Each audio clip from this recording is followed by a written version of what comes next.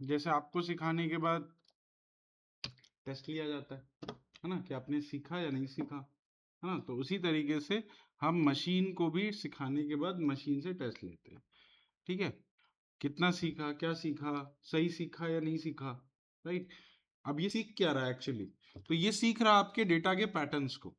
जो डेटा आप इसको देते हैं ट्रेन करने के लिए, हम लोग जो डेटा देते हैं उस डेटा के पैटर्न्स को ये सीखता है, और उसी पैटर्न के बेसिस पे आपको एक आउटपुट डिफाइन करके देता है ना। जो आउटपुट हमें अपने टेस्ट डेटा के लिए चाहिए। टेस्ट डेटा मतलब अननोन डेटा, वैसा डेटा जो मशीन ने कभी देखा ना हो। जैसे मैं आपको जब कोई टॉपिक पढ़ाता हूँ उससे रिलेटेड एक एग्जाम्पल बताता हूँ, एग्जाम्पल आप सीखते हैं, एग्जाम्पल में पूरा अप्रोच बताता हूँ कि ये कैसे कैसे सॉल्व होगा और इसका आउटपुट कैसे आएगा और क्या आएगा। लेकिन जब मैं आपको असाइनमेंट देता हूँ तो मैं आपको सिर्फ और सिर्फ ये बताता हूँ कि क्या करना है, बस। पैटर्न्स ऑलरेडी आपने टॉपिक से सीख रखे हैं, एग्जाम्पल से समझ रखे हैं। बस आप असाइनमेंट से क्वेश्चन आपको मिलता है, उस क्वेश्चन का आप आउटपुट प्रिडिक्ट करते हैं, हाँ, दैट इज कॉल्ड प्रिडिक्शन। आप प्रिडिक्ट करते हैं कि हाँ भाई ये ऐसा ही बन सकता है क्योंकि इसी तरह का अप्रोच हमने ट्रेनिंग के टाइम पे पढ़ा था। ठीक है, यही सेम चीज आप मशीन पे भी अप्लाई करते हैं। तो machine learning is a field of AI. It's a field of AI where we are training machines to learn from the data and predict for the result, है ना। ये डेटा से सीखने के लिए और डेटा पे प्रिडिक्शंस करने के लिए यूज किया जाता है, और ये AI की फील्ड है, आर्टिफिशियल इंटेलिजेंस की फील्ड है। ठीक है, and by this way we can make our machines intelligent, और इसके थ्रू हम मशीन्स को इंटेलिजेंट बनाते हैं एक्चुअली, है ना। ठीक।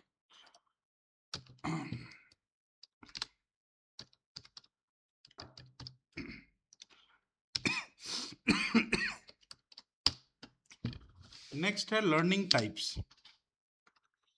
लर्निंग के कितने टाइप्स हो,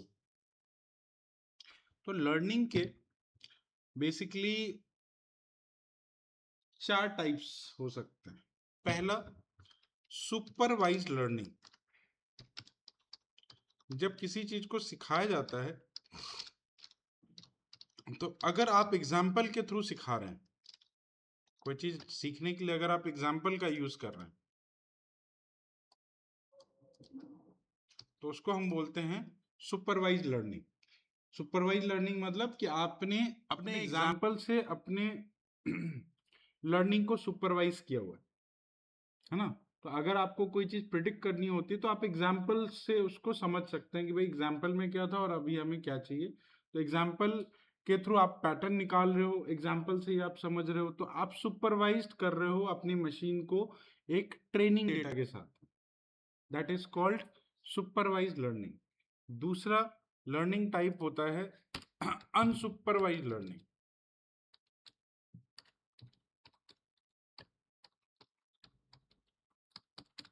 अनसुपरवाइज्ड लर्निंग मतलब कि मशीन को एग्जाम्पल नहीं दिया गया, देयर इज नो एग्जाम्पल, है ना। कोई एग्जाम्पल ही नहीं है आपके पास, आपके पास कोई ट्रेनिंग डेटा नहीं। बिना ट्रेनिंग डेटा के ही आप टेस्ट कर सकते हैं, जिसमें मशीन अपनी एबिलिटी या डेटा के अंदर छिपे हुए पैटर्न्स को डायरेक्टली निकाल सकती है अपने एंड से विदाउट एनी ट्रेनिंग। हम ट्रेनिंग नहीं करते हैं, है ना। बिना ट्रेनिंग के ही अपना आउटपुट डिफाइन करके आपको दे सकते हैं। ठीक है, so that is not supervised from the example, क्योंकि इसको एग्जाम्पल दिया ही नहीं गया।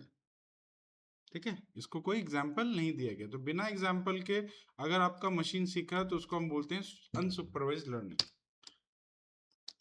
तीसरा, रीइंफोर्समेंट लर्निंग।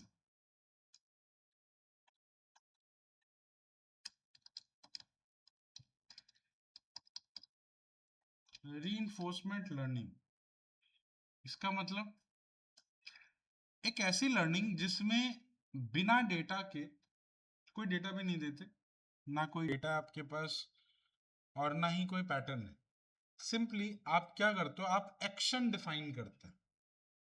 जब कोई भी लर्निंग एक्शन के बेस पे की जाती है तो उसको हम बोलते हैं रीइंफोर्समेंट लर्निंग। ठीक है, जैसे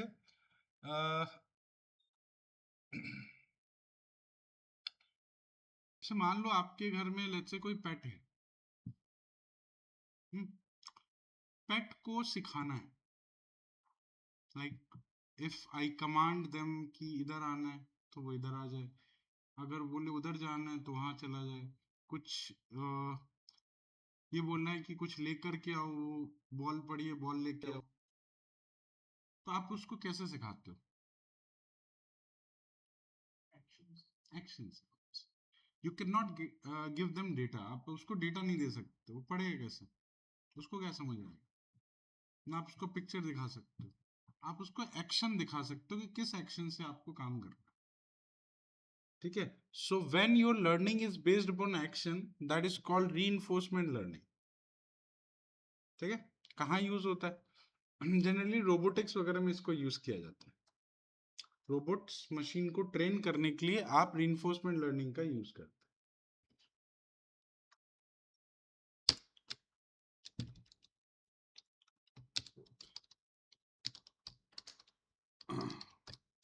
डीप लर्निंग, डीप लर्निंग क्या होता है? तो डीप लर्निंग एक ऐसा मेथड है जिसमें कि आप मशीन को सिखाते हैं कि how to read the pictures, how to read the images, and what are the information that is been captured from an image, how to work with text data, है ना? मतलब ऐसा डेटा, डीप लर्निंग में basically वैसे data का हम use करते हैं जो अनस्ट्रक्चर टाइप के या नॉन लीनियर टाइप के डेटा होते हैं, जिनमें कोई भी स्ट्रक्चर नहीं होता, राइट? जैसे इमेज है, इमेज में कोई स्ट्रक्चर नहीं है, वो पूरा का पूरा एक एरे है, अब उस एरे में से उसको इन्फॉर्मेशन निकालनी, कोई पैटर्न ही नहीं, कैसे समझेगा वो, है ना? तो उसके पैटर्न को समझने के लिए आपको पूरा डेटा रीड करना पड़ेगा। जबकि सुपरवाइज्ड अनसुपरवाइज्ड में क्या होता है कि आपको एक स्ट्रक्चर डेटा सेट मिलता है, right? Column by column data set मिलता है, हर कॉलम का अपना सिग्निफिकेंस होता है, हर कॉलम में आपको एक स्पेसिफिक डेटा मिलता है जिसको आपको समझना है। जैसे आप टेबल समझ लेते हैं, मशीन भी समझ लेता है टेबल को, क्योंकि वो स्ट्रक्चर फॉर्म में है। बट अगर आपके पास कोई इमेज है या कोई कन्वर्सेशनल डेटा है, राइट, जैसे हम कोई कन्वर्सेशन करते हैं, बात करते हैं, उसका रिकॉर्डिंग है आपके पास, उस रिकॉर्डिंग को मशीन कैसे समझेगा? तो मशीन को वो पूरा डेटा समझाने के लिए आप यूज करते हैं डीप लर्निंग का, and that deep learning comes with the neural network. Deep learning में न्यूरल नेटवर्क का यूज करके, न्यूरल नेटवर्क डीप लर्निंग का कॉन्सेप्ट है।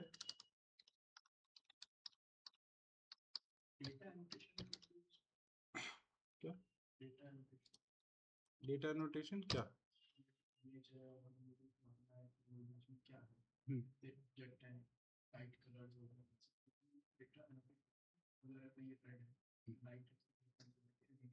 हम्म, हम्म। तो डेटा जब तक मशीन समझेगा नहीं तो ऐसे ही एनोटेशन का मतलब यही होता है कि आप लेबल कर रहे हो, है ना? कोई किसी भी चीज को लेबल डिफाइन करना, दैट इज कॉल्ड एनोटेशन। ठीक है, तो एनोटेशन अगर मशीन कर रहा है खुद से, तो मतलब उसको सिखाया गया है, उसके पास ऑलरेडी उस सब चीजों का डेटा है। जैसे एनोटेशन आपकी होती है जब आप कोई फोटो लेट्स से फेसबुक पे डालते हैं, अपलोड करते हैं, तो उसमें जिसकी जिसकी पिक्चर है पहले वो आपकी फेस डिटेक्ट करता है, उस फेस को मैच कराता है आपकी फ्रेंड लिस्ट से, है ना? अगर वो किसी की फ्रेंड लिस्ट के मैच हो गया तो उसका नाम ऑटोमेटिकली वहां पे लेबल कर देता है। समझे? सो वो सब एनोटेशन में आता है।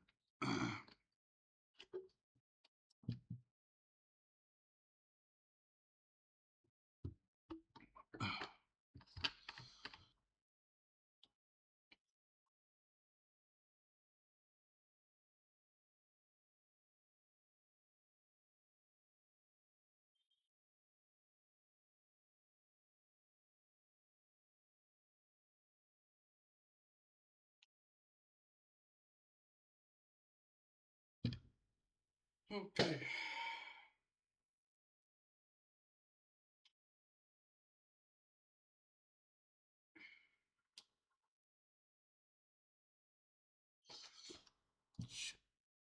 ठीक है, समझ आया इतना? ओके।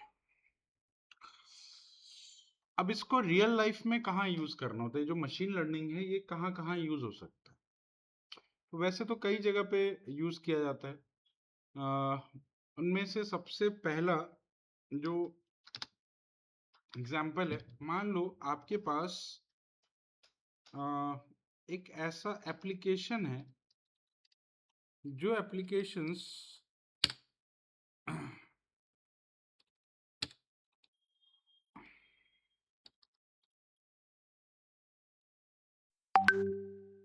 डिजीज को डिटेक्ट करता है।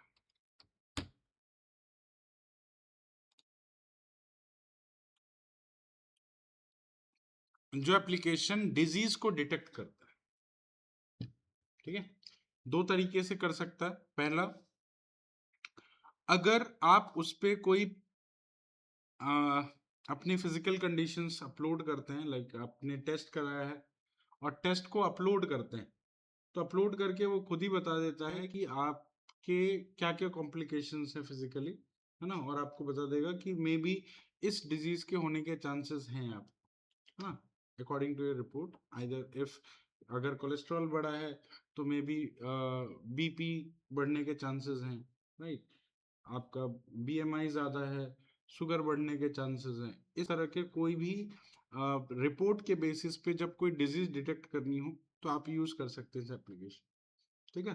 मतलब डॉक्टर के हेल्प लेने से पहले आप ये असिस्टेंट अपने एप्लीकेशन से ले सकते हैं, ठीक है, जिसमें आपको पहले से पता चल जाएगा कि क्या क्या चीजें हो सकती हैं। जैसे इसके लिए हम जनरली डॉक्टर को कंसल्ट करते हैं, है ना, और उस कंसल्टेशन के लिए हम डॉक्टर को फीस देते हैं। आप एप्लीकेशन के थ्रू सिर्फ डेटा अपलोड करके या मशीन को वो डेटा के बारे में सिखा के हम लोग उससे एक आउटपुट ले सकते हैं, ठीक है। राइट। सेकेंड, अगर दूसरे टाइप की डिजीज है जिसमें इमेजिंग रिक्वायर्ड है, लाइक ट्यूमर्स वगैरह होते हैं, है ना, उसमें इमेजिंग रिक्वायर्ड होता है, एमआरआई कराते हैं, है ना, तो अब ये जो इस तरह के हैं उसके लिए इमेजेस हम डालते हैं। एक ऐसी इमेज जिसमें ट्यूमर नहीं है ना, वो उसको रीड करता है, और एक ऐसी इमेज जिसमें ट्यूमर है, दोनों के बीच में डिफरेंशिएशन करता है। और जब आप अपनी इमेज या किसी और की इमेज, जैसे आपको डिटेक्ट कराना है तो किसी और की इमेज अगर देखनी हो कि इसको ट्यूमर है या नहीं है, तो वो इमेज अपलोड करके आप उस मशीन से ही पूछ सकते हैं, और मशीन आपको डिटेक्ट करके बता देगा whether it has any tumour और एनी डिजीज और नॉट।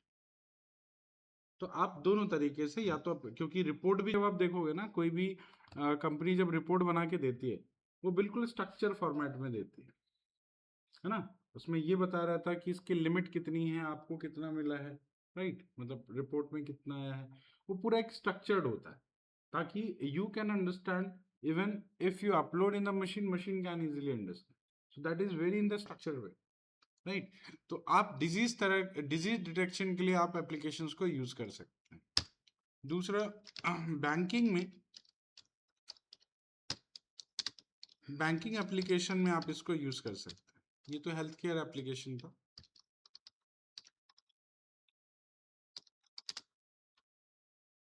आप बैंकिंग एप्लीकेशन में यूज कर सकते हैं। बैंकिंग एप्लीकेशन में कहाँ यूज होता है? लोन डिस्ट्रीब्यूशन के लिए। जो लोन डिस्ट्रीब्यूशन होता है, लोन अप्रूव करनी है या नहीं करनी है ना, कौन से कस्टमर को लोन अप्रूव करना है या नहीं करना है, ये मशीन का डालो, वो 1-2 घंटे के अंदर आपको पता चल जाता है। Initially when there was no machine, किसी के भी लोन अप्रूवल के लिए 6 महीने लगते थे। उसकी पूरी हिस्ट्री निकाली जाती थी, ठीक है, उसके सारे रिकॉर्ड चेक किए जाते थे, उसके बेसिस पे अप्रूवल या नॉन अप्रूवल आता था।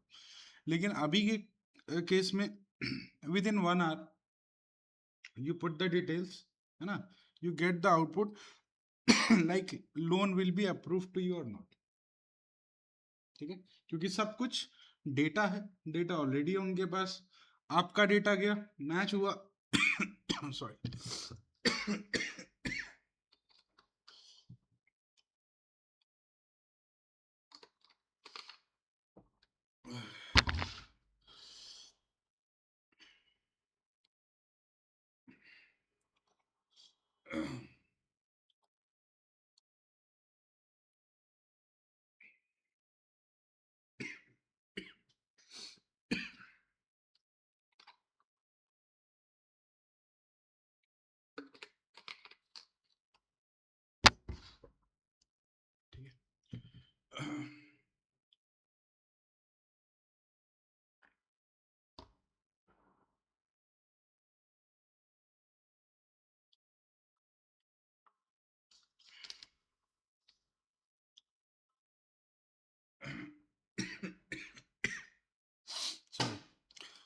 लोन डिस्ट्रीब्यूशन के लिए आप इसको यूज कर सकते हैं कि लोन अप्रूवल अगर आपको करवाना है, या जो बैंक होते हैं उनको अगर किसी कस्टमर का लोन अप्रूव करना है, डिक्लाइन करना है, तो उसके अकॉर्डिंग वो मशीन से ही वो सारी चीजें करवा सकती हैं, उनके पास एप्लीकेशन।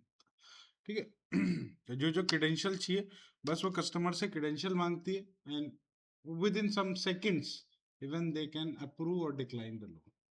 ठीक है, क्योंकि उनके पास इस तरह का ऑलरेडी बैंकिंग एप्लीकेशन बना होता है जिसमें वो सारी चीजें हैं। ठीक। आप और कहाँ यूज कर सकते हैं, तो आप एजुकेशन एप्लीकेशन में यूज कर सकते हैं।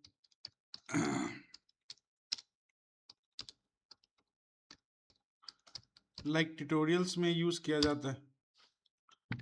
ठीक है, ट्यूटोरियल्स के थ्रू आप प्रिडिक्शंस कर सकते हैं बेसिकली, कि जो टेक्नोलॉजी है उस टेक्नोलॉजी में जो भी टॉपिक्स हैं उस टॉपिक को अगर आपको प्रिडिक्ट करना हो, या उसके जैसे चैट जीपीटी आपका काम करता है, राइट, कि कोई कंटेंट है उस कंटेंट के बारे में पढ़ना हो, थोड़ा और एनहांस करना हो, वो ट्यूटोरियल में आप उसको यूज कर सकते हैं।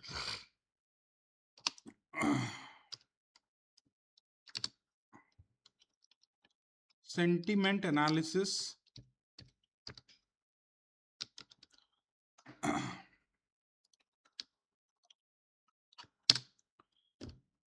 सेंटिमेंट एनालिसिस का मतलब होता है कि अगर किसी टेक्स्ट के सेंटिमेंट के बारे में जानना हो, ये टेक्स्ट किस सेंटिमेंट को बता रही है, मतलब इसके पीछे का क्या कॉन्टेक्स्ट है।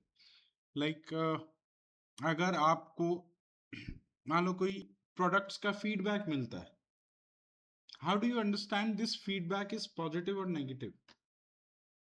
तो बाय द टेक्स्ट, आप टेक्स्ट रीड करेंगे, टेक्स्ट को पढ़ेंगे, अगर उसमें प्रोडक्ट के बारे में अच्छी बातें लिखी गई होंगी तो will see that it's a positive review.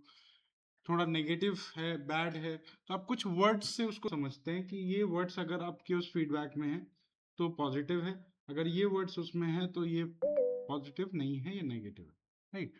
तो ये इसको पॉजिटिव और नेगेटिव रिव्यूज जो होते हैं इसको बोलते हैं सेंटिमेंट्स, है ना। तो किसी भी टेक्स्ट का सेंटिमेंट डिफाइन करना, राइट, जैसे ट्विटर करता है, यूट्यूब करते हैं, राइट, या इंस्टाग्राम करता है, वो बेसिकली आपके वीडियो या आपके ऑडियो या आपके टेक्स्ट के कंटेंट को समझता है ना। और उस कंटेंट में अगर कोई ऐसा वर्ड या ऐसी कोई चीज जो कि डेंजरस है ना सोसाइटी के लिए, या फिर कुछ ऐसे वर्ड्स जो चीजों को भड़काते हैं, पोक करते हैं, अगर आपके टेक्स्ट में आ गया या आपकी वीडियो में आ गया, है ना, कुछ ऐसी चीजें जो कि which is not suitable for the societies, वो सीधा डिलीट मारता है ना। आप डालो उसमें वो सीधा डिलीट मारेगा।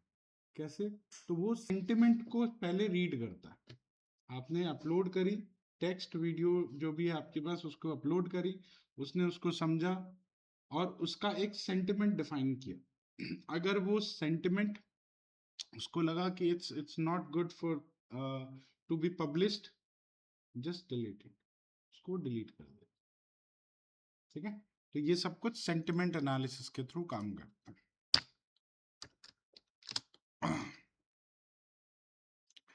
चलिए, स्टॉक प्राइस प्रेडिक्शन।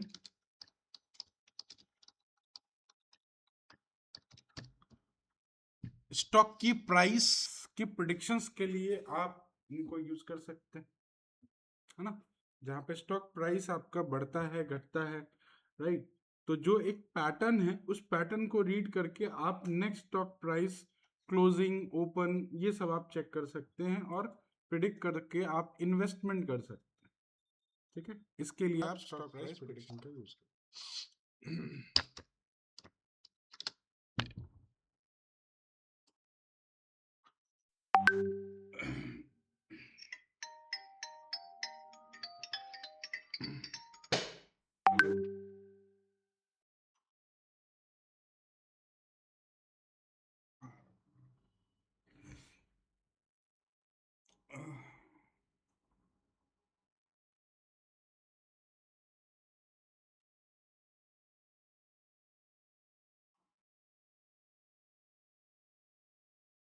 आप लोग को वेट करना पड़ेगा 5 मिनट, ठीक है।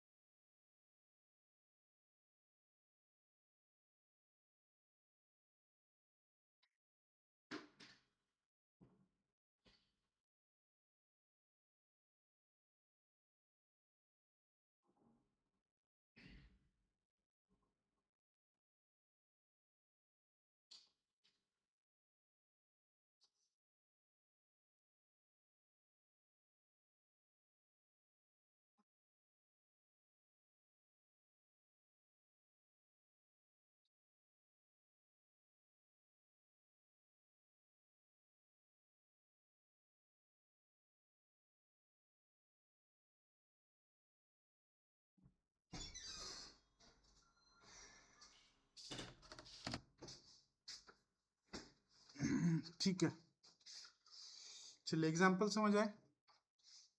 सो ये आपके लर्निंग के टाइप्स हैं और एप्लीकेशंस जो बने हैं या बन सकते हैं वो इस टाइप के हो सकते हैं, जिसमें कि हम प्रिडिक्शंस करने वाले हैं बेसिकली, है ना, चीज़ों को समझना और उसके बेसिस पे कुछ प्रिडिक्ट करना।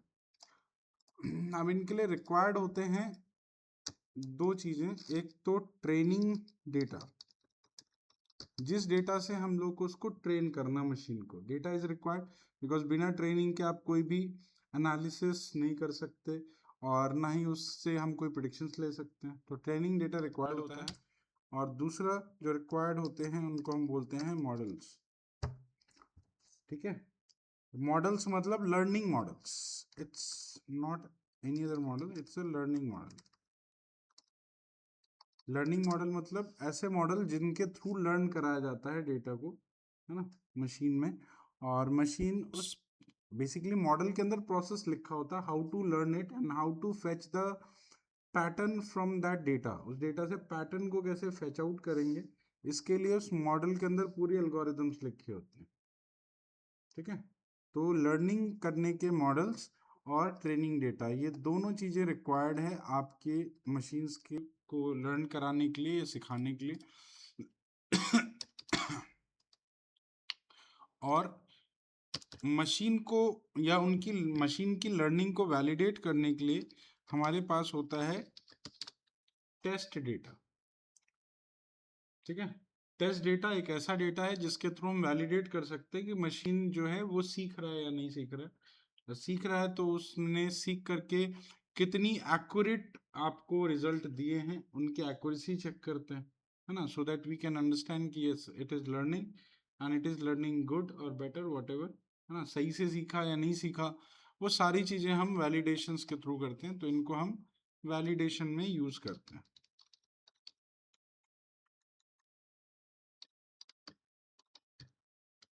तो वैलिडेशन के लिए चाहिए होता है टेस्ट डेटा, और वैलिडेशन से पहले हम करते हैं ट्रेनिंग।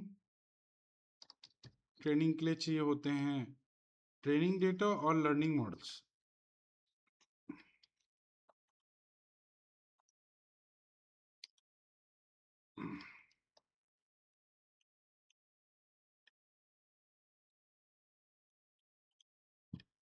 ठीक है,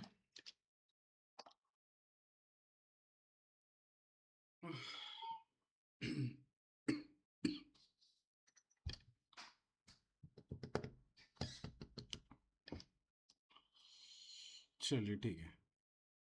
अब हर एक अलग अलग लर्निंग टाइप में लर्निंग के अलग अलग मॉडल्स होते हैं।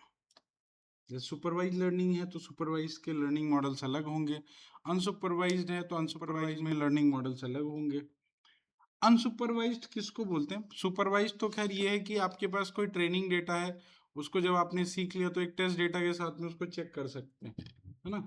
तो अगर आपने कोई डेटा, जैसे इसमें हमने दिया है डिजीज डिटेक्शन का, कोई डिजीज डिटेक्ट करनी है तो ऑब्वियसली उसके लिए पहले उसको डेटा देना पड़ेगा, है ना। तो हम उसको जब मशीन को डेटा देंगे तो मशीन के जो लर्निंग मॉडल हमने बताया हुआ है कि इस लर्निंग मॉडल से सीखना है, उस लर्निंग मॉडल, वो लर्निंग मॉडल आपके डेटा में से पैटर्न निकालेगा, है ना, और उस पैटर्न के बेसिस पे आपको नेक्स्ट किसी भी टेस्ट डेटा के लिए एक रिजल्ट प्रिडिक्ट करके देगा, ठीक है।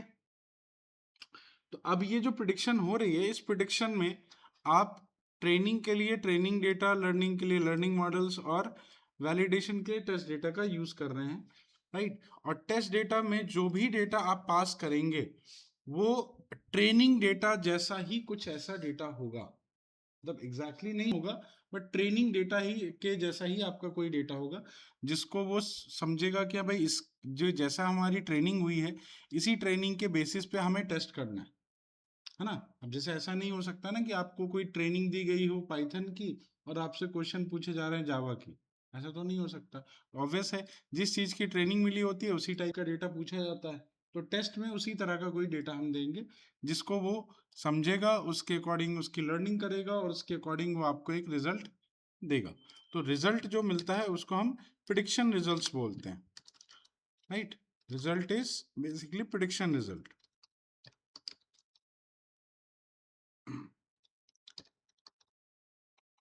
और ये प्रिडिक्शन रिजल्ट आपको देता है ये लर्निंग मॉडल, जिसने आप जो ट्रेंड है ना, और ट्रेनिंग होने के बाद इस पे टेस्ट किया गया, तो ये जो मॉडल्स होते हैं यही मॉडल्स आपको प्रिडिक्शन निकाल करके देते हैं।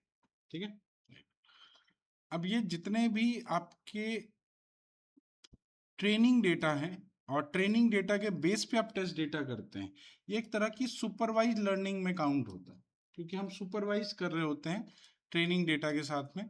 बट जब हम अनसुपरवाइज्ड में आते हैं, तो अनसुपरवाइज्ड बेसिकली एक ऐसा तरीका है जिसमें कि डेटा के पैटर्न्स को मशीन अपने आप सीखता है ना। इसमें वैसा कोई कॉम्प्लिकेटेड पैटर्न नहीं होता है।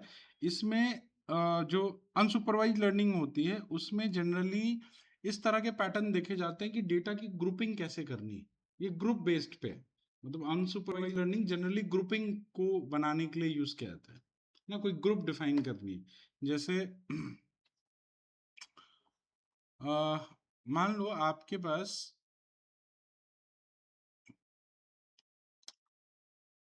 आप किसी स्कूल में पढ़ाते हैं, ठीक है, आप किसी स्कूल में पढ़ाते हैं, वहां पे एक क्लास के अंदर 100 स्टूडेंट है, right, and you have given a task, आपको एक टास्क दिया गया कि आपको ये जो बच्चे हैं, 100 बच्चे हैं, 100 बच्चों को आपने अलग अलग सेक्शन में डिवाइड करना है।